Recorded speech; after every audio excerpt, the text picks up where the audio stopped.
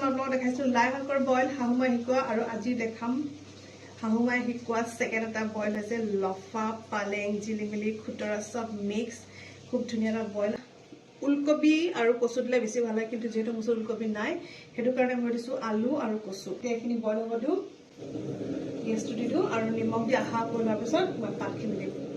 আন্দাজ মতে নিমখ এইটো বইল কিন্তু লাই শাকতকৈ অলপ বেলেগ হয় ইয়াৰ পাতখিনি মিহি মিহিকৈ কাটি দিলে বেছি টেষ্টি হয় আৰু লগতে মটৰ আৰু বিলাহী দিলেহে বেছি টেষ্টি হয় মই লাই শাকত নেমু দিছিলোঁ কিন্তু ইয়াত বিলাহী দিছোঁ বিলাহীৰ টেঙাটো বেছি ভাল খাবলৈ সোৱাদ হয় আৰু আদা নহৰু পেষ্ট আৰু চাওকচোন ইমান ধুনীয়া হৈছে বইলটো অলপ ধনিয়া পাত দি এনেকৈ নমাই থ'ব আৰু গৰমে গৰমে ভাতৰ লগত পৰিৱেশন কৰিব